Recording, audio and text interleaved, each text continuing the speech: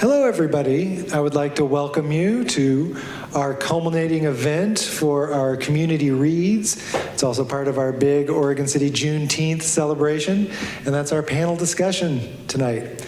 I'm going to do a very brief introduction, and then it's going to be entirely the panel from this point on. It's going to be recorded, so I want everyone to know that the panel discussion part is going to be recorded, but then we're going to stop recording for your questions and that discussion. So just know we won't be recording when we switch over to that, so feel free to participate. And make sure you tell them who you are. And my name is Blake Kincaid, and I work at the Oregon City Public Library. I'm an adult services librarian. And I'm going to let the panelists introduce themselves. We're going to get started, and we're going to start with our mayor. Did you want to get started? They're the guests. They're the guests. Okay. We'll get started here. And here's your mic. Oh, actually, I have the mic. Okay. Hi, everyone.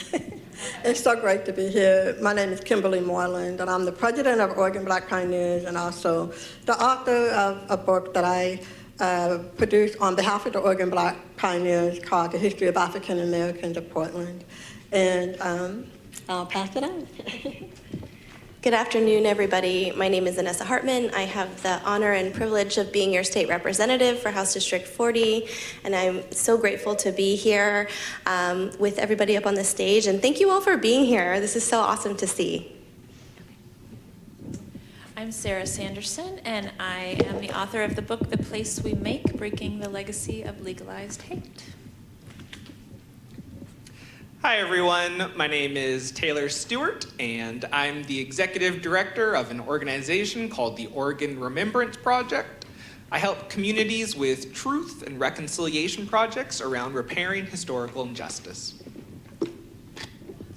And for those of you who don't know me, I'm Denyse McGriff. I'm a 30-year plus resident of the city of Oregon City, and I have the privilege and honor of being your mayor.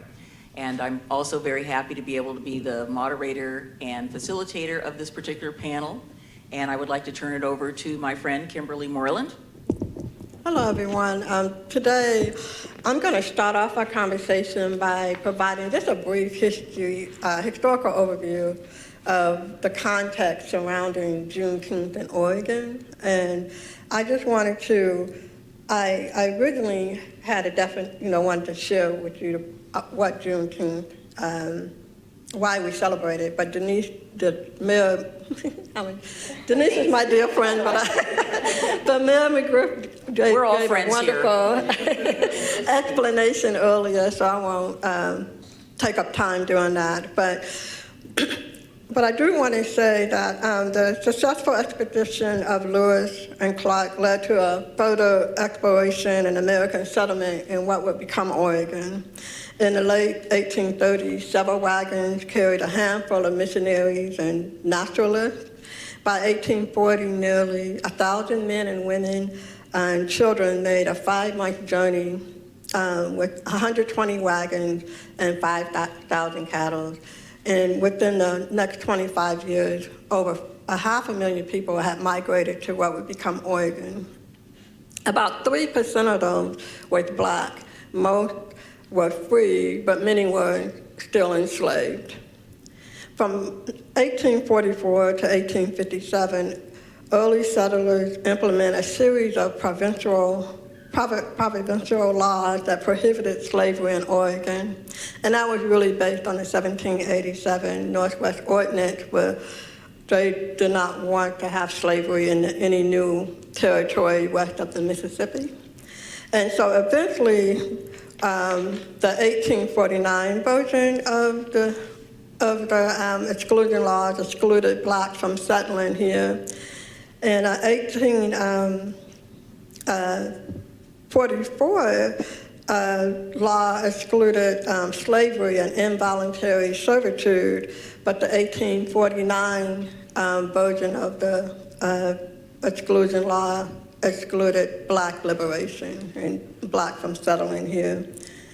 The strongest expression of the anti-African American mentality in Oregon occurred in the adoption of our state constitution. The document enshrined an exclusion law into Section 35 of the Bill of Rights within the Oregon Constitution, which denied Black, Chinese, and mulatto, which was a very negative, derogatory term for racially mixed people, especially those with Black heritage. And the language stated that African Americans and Chinese and mulattoes were denied the right to vote. But also these exclusion laws that was really directed towards African Americans denied African Americans the right to live in Oregon, to use the legal system and make legally binding contracts, to legally hold property and real estate. And as I stated before, also denied Black people, Chinese, and racially mixed people to live in the territory. A lot of these exclusion laws was installed based on an incident that played out in Oregon City between a native Wasco and an African American. A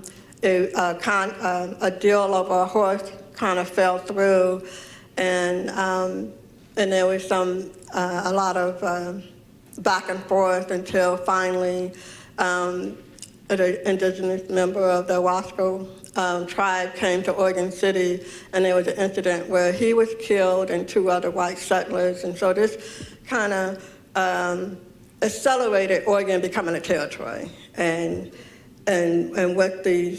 with that became exclusion laws that was primarily intended to prevent Blacks from settling in Oregon, not to expel those who had already living here. And according to the 1850 census, around 54 people were identified as Black or racially mixed people, especially for people with African heritage.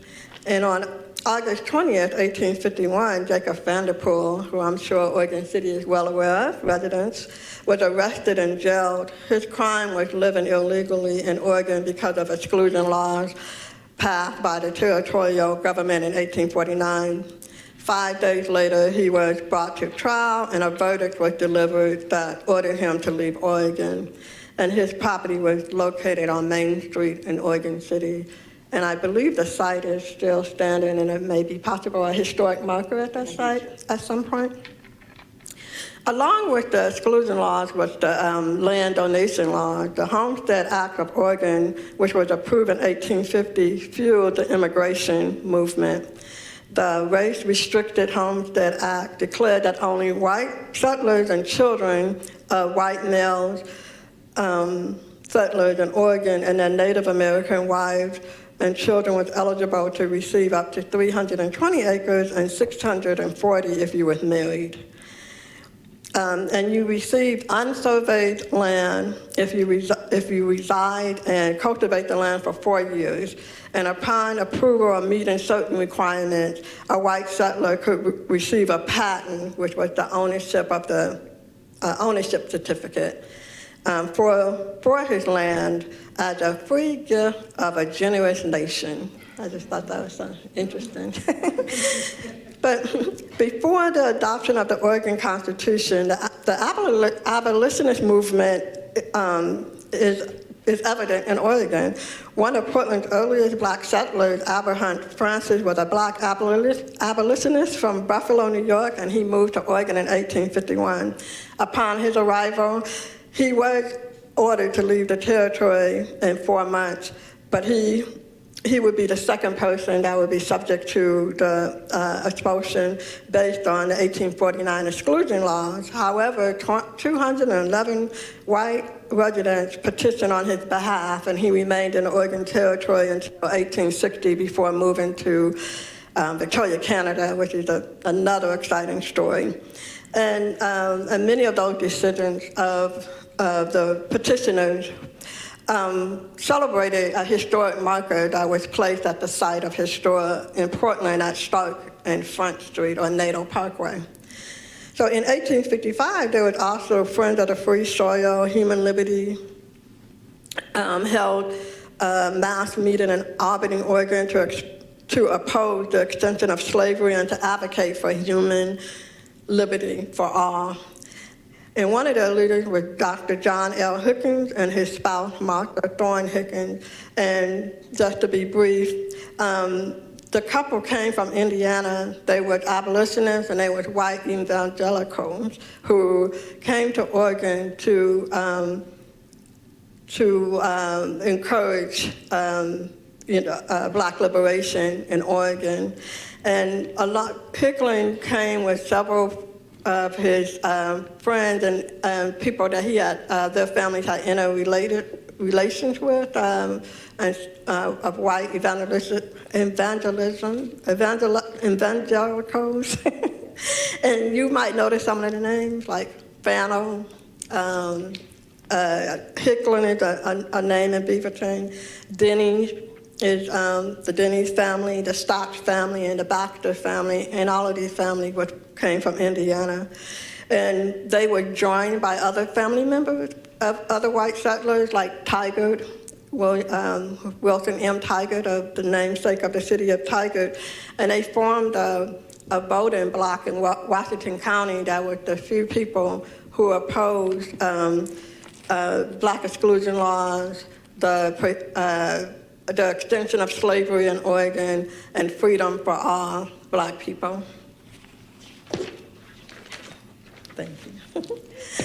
And the denial of this opportunity for economic prosperity for non-white immigrants had a great impact on the Oregon's African-American population. As early as 1870, Blacks began organizing political parties. They began to go to state legislature as early as 1893, lobbying to repeal sections of the state constitution that excluded Blacks and Chinese from voting, public education, interracial marriage, and public accommodation. And while the exclusion laws were repealed in 1926, they had been in place for 67 years. So people had who lived here were under the threat of removal if somebody wanted to sue them and expel them. A few Black people, however, persevered and settled in the state. Many had come with white families and chose to remain. Most lived in remote rural areas. By the turn of the century, 70% of African Americans lived in Portland. And we have discovered evidence and stories of several Black people who were able to circumvent those bad laws and buy land, be employed outside the traditional occupation, receive 2 African-American women received the land through the 1865 land donation, which was not race restricted. And that was Letitia Carson in Douglas County and Rachel Belden Brooks in Marion County. And of course, you may know of John, or sometimes called William Livingston, who came to Oregon with Judge Ringo family and settled in Oregon. He was given land by Judge Ringo, gave him 40 acres of land between Oregon City and Malala in an area known as Clark.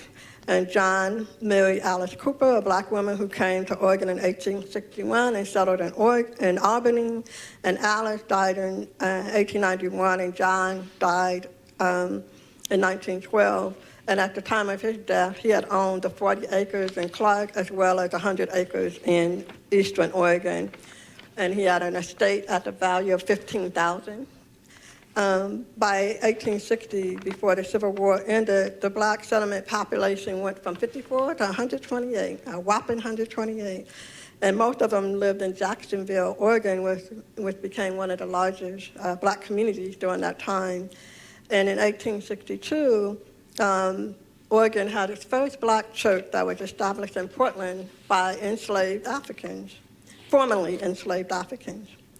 On January the 1st in 1863, Black settlers Richard and America Bogle was married in Salem by abolitionist Reverend Obed Dickinson. Their wedding was quite controversial because it took place in a white church before a mixed-race congregation and had a white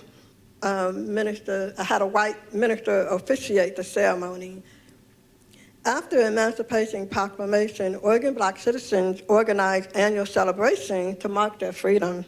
In January of 1868, one celebration was held in Salem, attended by local Black people as well as residents from Albany and the surrounding area, and white people from both political parties.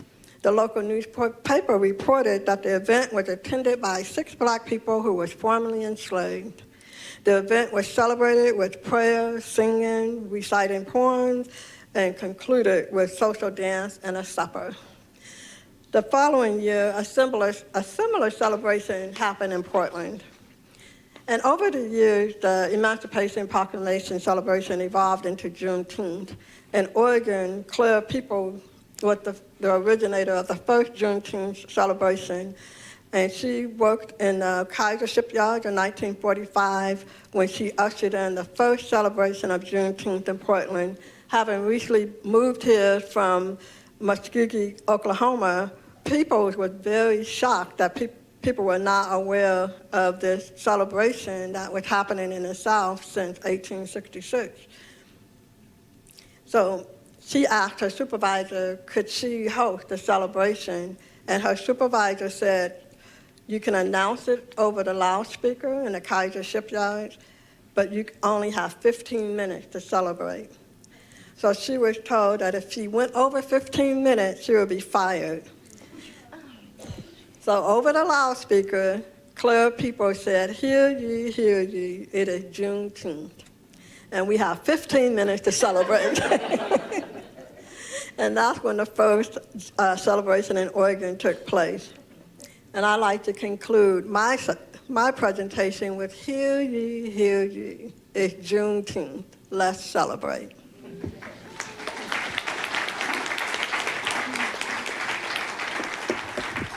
Thank you for that, Kimberly. So as you know from what Blake told us earlier, that our topic discussion and the title of our discussion is From Black Exclusion Laws to Inclusive Communities, Confronting Our Past, Assessing Our Present, and Creating Our Future. And I just want to give a little plug for the people in Oregon City who went to the Rose Festival on the 8th, and that was the theme of our float. And I marched in it with the rest of the folks. And I will say this, for those of you that don't live in Oregon City, next time you see Ted Wheeler, to ask him why he didn't walk in the parade as well, because I did. So next time I see him at a mayor's conference, I'll be talking to him about that. So he won't be there. Yeah. So we're using this as our framework and our format. And so Kimberly started out with our historic perspective. And what I want to add to that very briefly before we go into the questions is that unfortunately, more than often not, the story about what happened in Oregon and other places to people of color gets told in a way that about how it really happened. It doesn't get told that way. It gets told to a different interpretation. So we're hoping that commemorations and celebrations like this are steps to make sure that the documentation is done properly and does justice to those who came before us. And so I'm hoping that our goal for today is coming here today, we will bring kinship, we will bring community, we will bring comfort, and we will empower all of us sitting here today. So I'm going to start with thank you. So I'm going to start with the questions, and I've got some for each of the panelists. So what I'll start with is, what inspires or compels you to discover, reinterpret, or memorialize stories like that of Jacob Vanderpool's Exclusion? And I'm going to turn that over to Kimberly, and I will be keeping track of our time because we don't have all that time. So I'm going to start with Kimberly, and then I'm also going to answer this question. I think what really inspired me was the incredible stories I learned about Oregon Black pioneers. I'm originally from Ohio, and when I came here almost 37 years ago, I look at my husband because I came here when I got married, but I realized that it was the richness of this heritage was not really shared broadly. And I was a planner with the city of Portland asked to write a history document that highlighted significant people, places, and events in Albina, which is a community in northeast Portland. And it was just I was just so awe-inspired by the history and the stories, and I just thought that our children need to know. As a mother of 4 young Black adults, I feel that when you know your history, you're empowered, and also you are empowered to engage in your community and know that you made a difference. You often hear about Oregon being the whitest state in America, but that statement dismisses the history and the development and the contributions of African Americans, although a small population, in comparison to other states, Black communities in the United States, but their contribution and their heritage is very deep and very rich. I would concur with that. I actually have known about Jacob Vanderpool and some of the other history that many of us didn't get told when I came to the University of Oregon to do my graduate work. I was asked to be the teaching assistant for a class called The History of Minorities in the Pacific Northwest. So you have to think back, this was in the late 70s, and that's kind of the way it was described.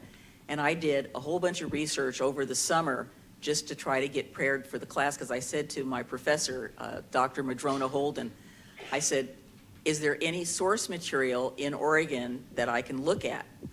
And she said, yes, go to the library. So I did. I had known about some of the history from California, which is where I grew up on military bases.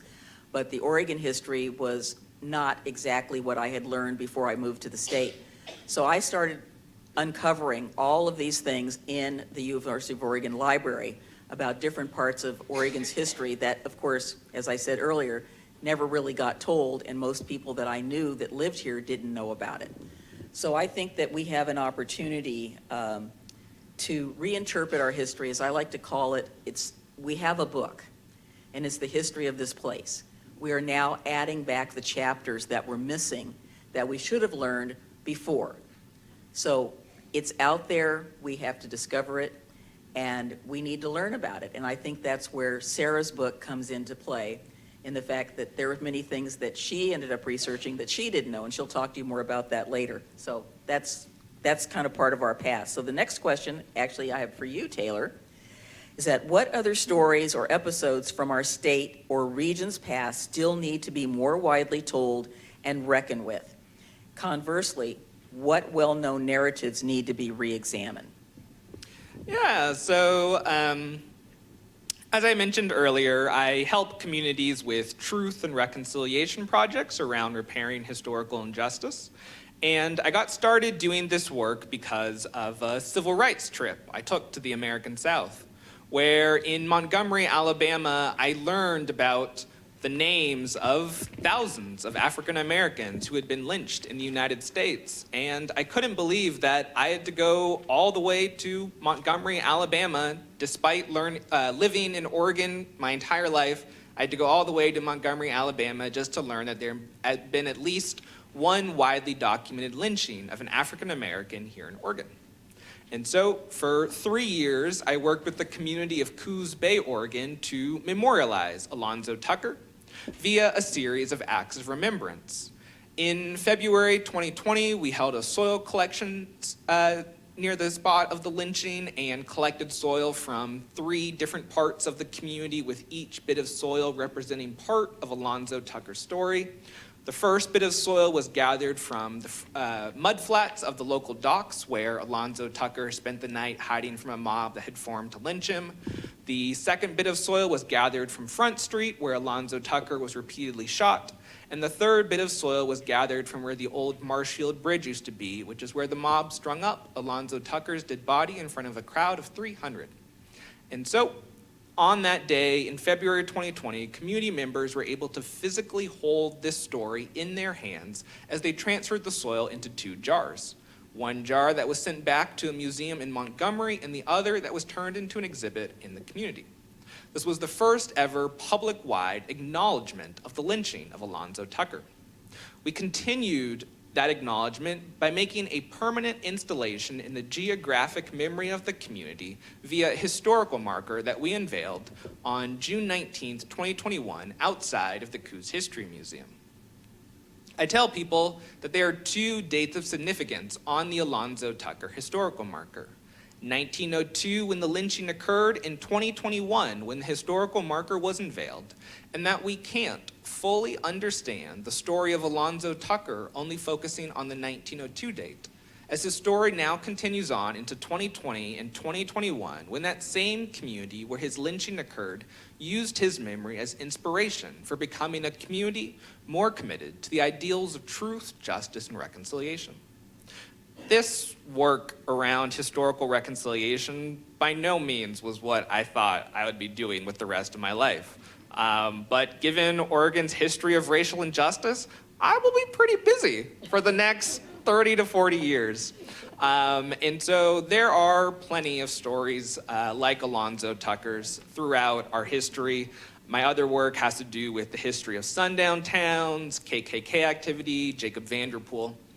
But I really appreciate doing this work because of two core ideas. The idea that we can't change the past, but we can always change our relationship to it. And the idea that we have the power to write new endings to stories of historical injustice. As Denyse mentioned, there is this book that is the place, that is the story of the space. And so I think that it is on all of us to not only fill in the chapters that we're missing, but to add new chapters. And so we'll talk a little bit later about what would that look like for the Oregon City to add new chapters to the story of Jacob Vanderpool so that we can make his story end in a place of justice. And so I think that we don't have to be afraid of these stories of historical injustice in our communities because we can change the ending. And so I think that there is an empowerment to that I think that we can take, and I hope that we can garner here today. So based, and do you want me to repeat the question again? Yes. So the question is, what other stories or episodes from our states or regions past still need to be more widely told and reckoned with? And conversely, what well-known narratives need to be re-examined? So you started doing this whole thing when you were researching. So Yeah, so for me, my involvement in this story began just when I got interested in Oregon's racial history. I had been born in this area, and then I had left, and then when I came back, having lived in other states, I noticed this, what Kimberly says, we're not supposed to use the phrase the whitest state in America, but I noticed it. I understand why we're not supposed to use that phrase. But I just got curious, what is this history? Why is this state like this? And then what brought it even more home for me was when I learned that the story of this man who had been exiled from Oregon City in 1851 was my own family's story. I learned that the man who pressed charges against Jacob Vanderpool, Theophilus Magruder, is a distant cousin on my dad's side. And I learned that on my mom's side, I had a relative who was a leader in the community. He was a pastor and a professor, Ezra Fisher. He lived here in Oregon City. He knew what was going on, and he stayed silent. And so that's when I realized this isn't just some interesting thing that I got fascinated by, that I'm learning about, that happened a long time ago. This is my story, and my people were involved in this, and how do I need to face this?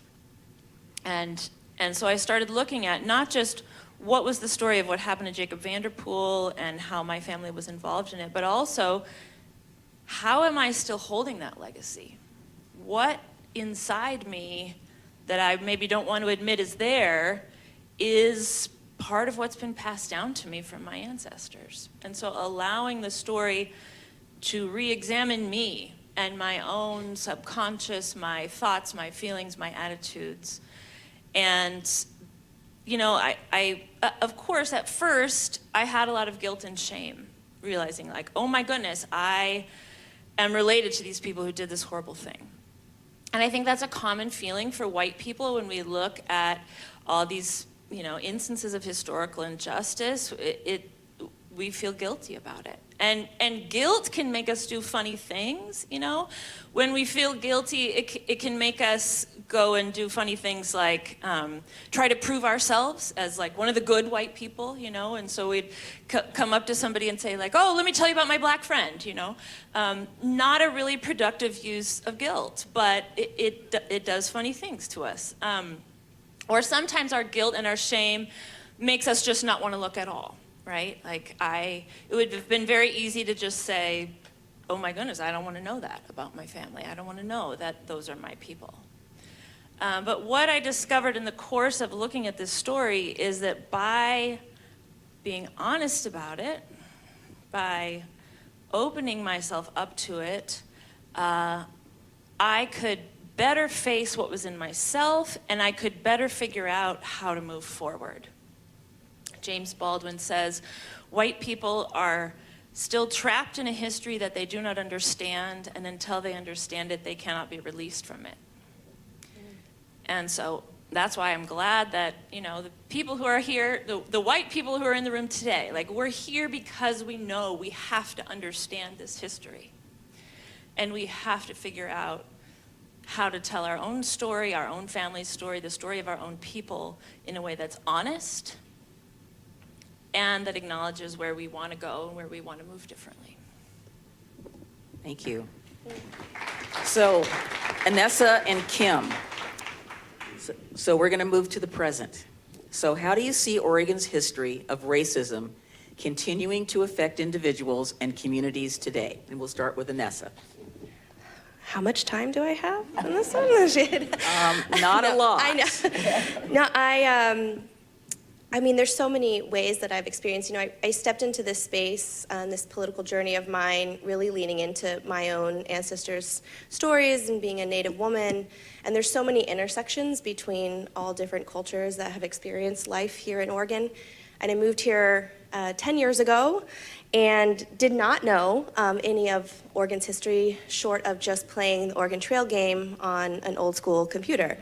And so I really leaned in first to understand sort of the Native culture here, and then slowly but surely along that timeline you learn about many other journeys of folks in this area. And so as I stepped into the building, really a space that was not meant for me to be in, and people like me.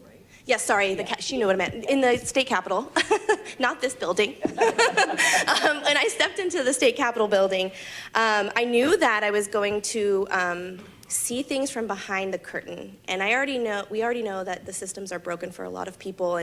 But to now be a part of those people and to see where we have shortcomings, that has been really, really eye-opening for me personally. I think that some of the most obvious policies that have been put in place by the state really surround around the Albina neighborhood, and that's what we're really talking about now because we have the Interstate 5 and the IBR Interstate Bridge. That story is not told as to why that group of folks come together and advocate for taking some land back and getting that land back and their home back and bringing history back to that area. And I have to sit in these spaces in the building, in the Capitol, and listen to people really just not acknowledge that folks who are bringing their stories and their truth, that they're not even real. It's almost like they don't believe people when they're telling them their own histories. And so I take it upon myself, regardless if it's about Native or Indigenous history or Chinese history or Black history, to really make sure I'm holding people accountable in the building to just listen and not listen to respond. And it's a really hard thing to do, is to get people to believe your truth and your family's history and that advocacy around it. And we see that continuing today as we continue to fight for how we're going to expand the Interstate Bridge or how we're going to expand the I-5 corridor and making sure that that's a healthy, thriving neighborhood and giving space back. And more recently, we talk sometimes about redlining and we talk about the histories of that. I learned about what was called the Blanchard Plan. And that was back in the 60s where it was really about integration, and they were really struggling with how to integrate their schools. And so the Blanchard Plan was basically, we're going to close all the schools in the Black neighborhoods. and make those students go to white schools. It wasn't until around 1980 that Blanchard himself was fired, and then Jefferson High School and those schools were never actually closed. But we saw other ways that they were able to be excluded from their neighborhoods. And I say that because I always like to remind people, like, my mom was born in 1966. Like, this isn't black and white. This isn't, in the 1800s. This is a generation away from me. It's my responsibility to teach my kids about that. And this isn't, to me, it's not history in the sense that it's untouchable. Like, this is people still living today that were a part of these discussions. And so, I really just try to lean into those moments where we're still living this. We're all still living the impacts of what the federal government and state government, their policies have had on all of us. And being a part of a group of legislators, specifically in that space, the most BIPOC legislators we have ever had in this state's history, feels momentous, but also like we don't have time to celebrate, we need to work. We got to get down and we have to work, because if we can get a little bit farther with our representation and show the next generation that this is possible and you belong here and your voice belongs here, maybe they won't have to deal with some of the things that we're dealing with. And so we're just continuing to pave that road, but we have an immense amount of work to do to acknowledge the history that has been done. And I will just end with a quote that I read in an article when we were talking about sort of the Black Lives Matter movement and how it's youth-led and it's focused. And it was stated by a woman named Walida Imarisha, and she had said, "This is an ideology that is not only alive, it's serving as the foundation for the institutions of Oregon. Oregon is a useful case study for the rest of the nation because the only thing unique about Oregon is it was bold enough to write it down. The same policies, practices, and ideologies that shaped Oregon shaped the nation as a whole." And I come back to that often because, I was born in Little Rock, Arkansas. I'm very familiar with a lot of things, and when I see this and there's so many people, it's like, oh, well, we didn't have slavery here. And it's like, well, yes. But so there really is no acknowledgement that this area was meant to be a white utopia.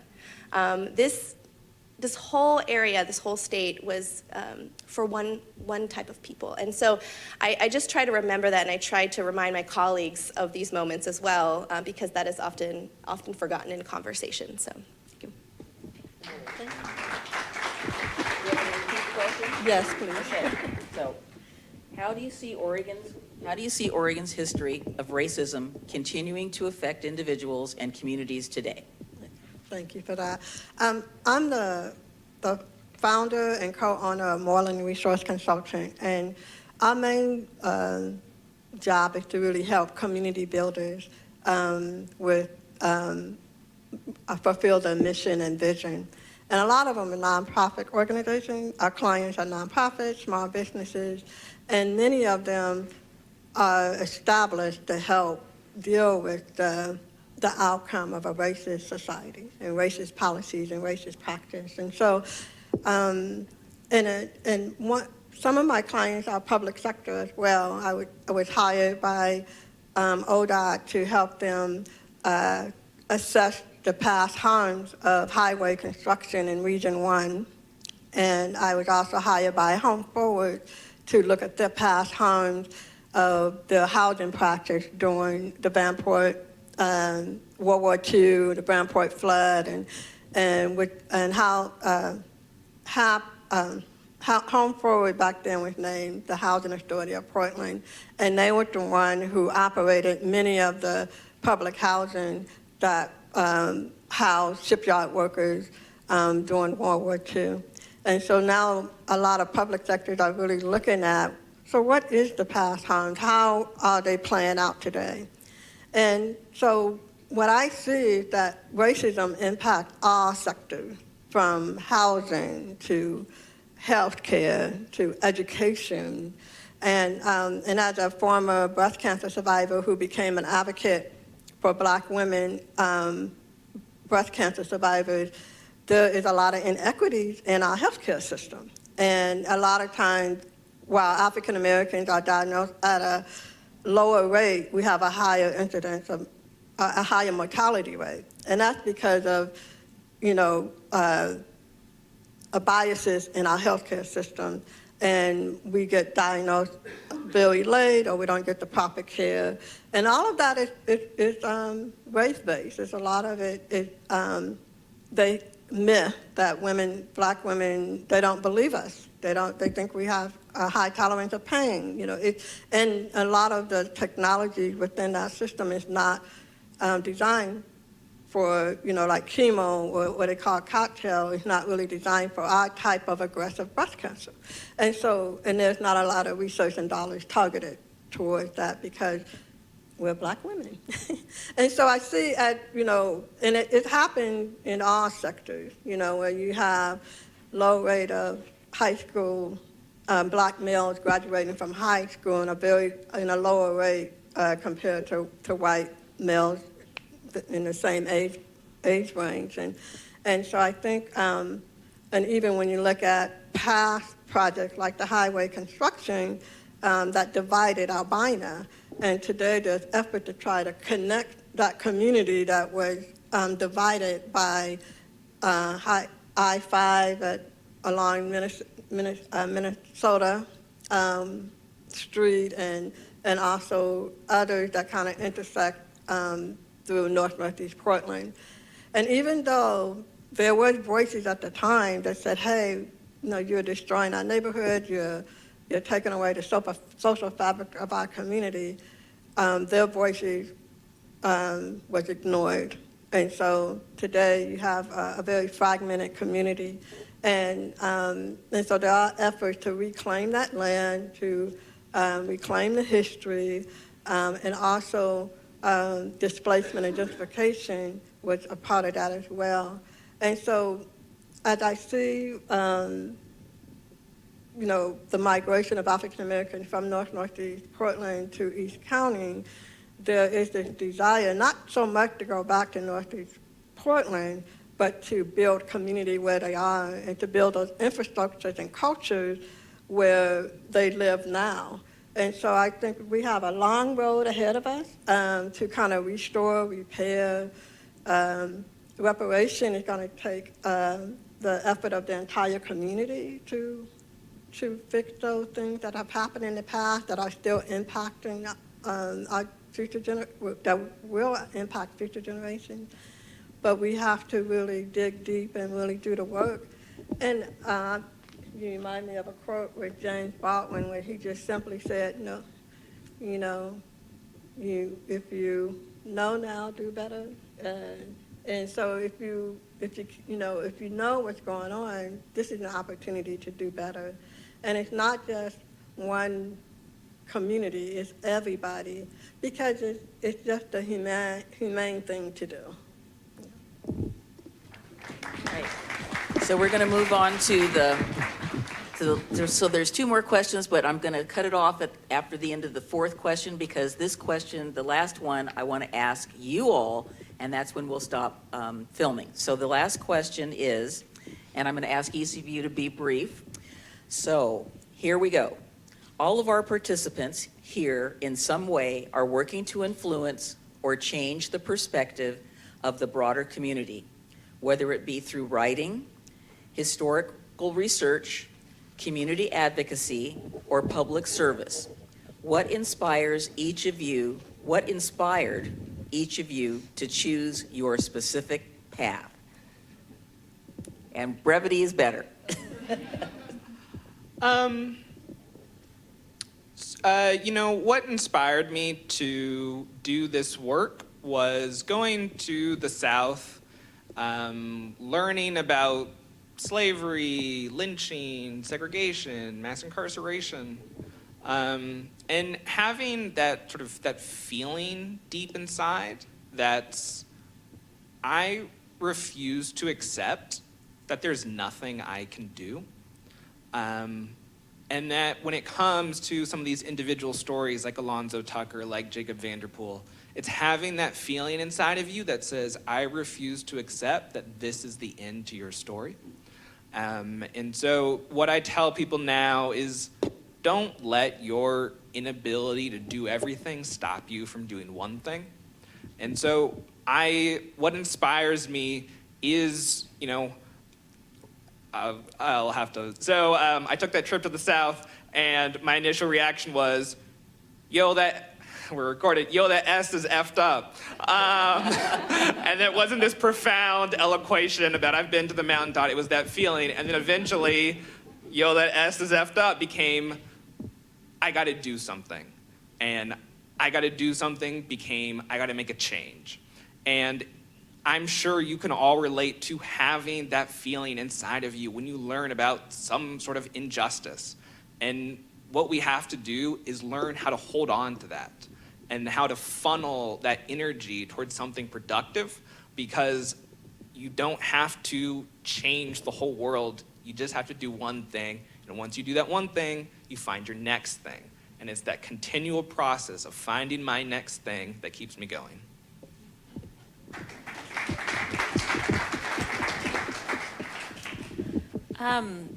I did not really intend to set out on this path. This was not something that I planned to do. To be the only white person on a panel at Juneteenth was like never in my, things I thought I would do with my life. But I'm a survivor of childhood sexual abuse. And when I looked at the man who abused me, I saw that he was in some ways, I was really harmed, but in some ways he was more toxically harmed. Does that make sense? Like that S is effed up. And so, when we're talking about like, how does racism affect us today? White supremacy is toxic to white people too. And so as I came to find this story and how my family was involved and all of this, I realized if I don't take the time to investigate this, unearth it, and start to try to be free of it, it's toxic to me. And that's what I think for our whole society. Like, white people are harmed because it's harmful to hold something toxic. So, I don't know, that's where I am.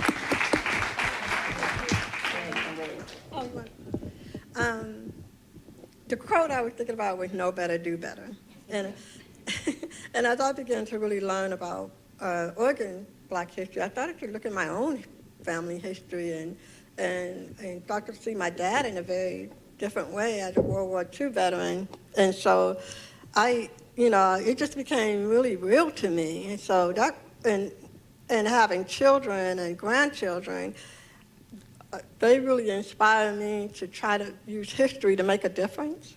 To, like I think Mayor McGriff said it so well earlier, that if you don't deal with it, you're doomed to repeat it. And so we really, I'm inspired for the younger generation to really help them to understand. And the George Floyd movement, Black Lives Matter movement, and George Floyd's death really made a difference, because our young folks are on fire. And I just love that they're truth tellers. And I love what Taylor said. The truth doesn't have to be a scary thing, to be very empowering. And I think as a nation, as we move forward in truth, we'll be free from a lot of baggage, and to think that, and it will invoke the period of joy, So I'm really excited about the future generation, and I hope that the work that I do help inform them and the work that they do.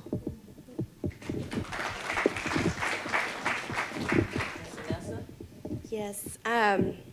So there's not one particular moment in my life that led me to this path. I went to culinary school. I had no intention of being a politician, and it even feels weird to even say that. But I think that this sort of fire of advocacy has always sort of been inside of me. We're raised as Native people to think like democracy is indigenous. Like, that is how we ran our livelihood. And I belong to the Six Nations of Iroquois specifically the Cayuga Nation. And there's a long line of inspiration in this country's Constitution and its Bill of Rights. And I try to lean into that, but I was just trying to survive as a kid. I was trying not to get pregnant before I graduated high school. I was trying not to be an alcoholic and trying not to smoke cigarettes. Like, I was trying not to be a stereotype of natives. Like, that's really what I was trying to do. And like, saying that out loud seems weird. I'm like saying this in front of everybody, but okay, we're being real. And it wasn't really until I became a mom. I have a beautiful almost 13-year-old and 10-year-old that, you know, like, life still isn't great for a lot of people. I think I was just in the grind. Like, I'm trying to make money. I'm trying to, like, move in my career. And it really wasn't until 2016, when someone was elected president, that I was really like, he can be a president. Okay, all right, maybe I can, like, do stuff too. I always thought you had to be a lawyer, go to an Ivy League to be a politician. I just never saw anyone that looked like me. And then 2020 happened. I lost my job, and that industry went spiraling down, and I got to kind of reevaluate my priorities in life of, like, is my calling really to serve salads and coffee for the rest of my life? Like, I don't know. I feel like I need to do something a little more. And then George Floyd happened. I live in Gladstone, and I didn't really know a lot of people at the time, but my daughters were like, I want to go to Portland and I want to protest. They are very familiar with protesting. And I was like, you know, this might not be like, this might not be the one to take, you know, a 9 and a 7-year-old. Let's try something here in our home. And my daughter's like, let's have a sign making party or event, and we can just do it. So I threw that out into the wind in 72 hours, and I thought, okay, no one knows who I am. Like, 10 people are gonna come, mostly my neighbors. And we had almost 300 people show up to really commemorate this and honor his life. And from that moment, my eyes were sort of open in how beautiful this community is and how it can be. And stories were shared, and there were a lot of times, especially from our youth, who were like, I had this experience at this high school, I had this experience at this middle school, or I had this experience while shopping at Clackamas Town Center. And it was, you could just see it in their faces, like, someone's listening to me. And so it was really from that moment on that I saw an opportunity to be the politician that I never had and bring that sense of community.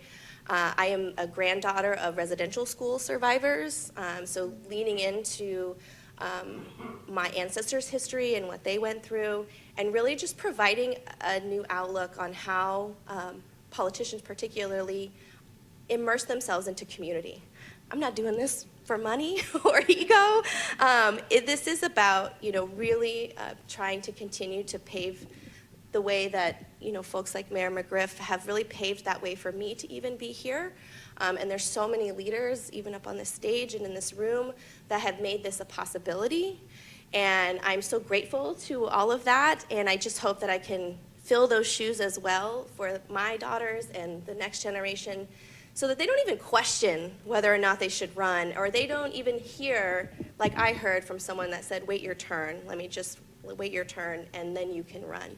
And so I just leaned into all of this history that I had and my family had, and I just didn't know it was there, and just continued on, and was like, I'm gonna be how I wanna be, and I'm just gonna act like this and be vulnerable all the time, because that's what I wanted to see in a politician, someone who really cared and understand what it's like to try to survive in this country.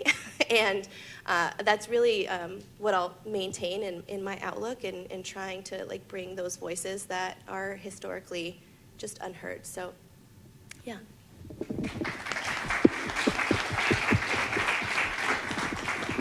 Well, I will try to wrap this up.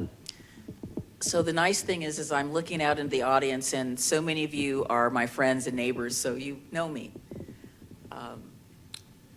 I would have to say that my past involves a lot of community advocacy, and it's been about the community. And some of you who are sitting in this room did some arm twisting. So this was not my path either. I did not aspire to be on the city commission. I did not aspire to be the mayor. what I did aspire to was to make the place that I lived in a better place by being involved, being active in the community, and volunteering for just about anything that I had the physical capability of doing. I spent my entire professional career in public service, and I say that very proudly.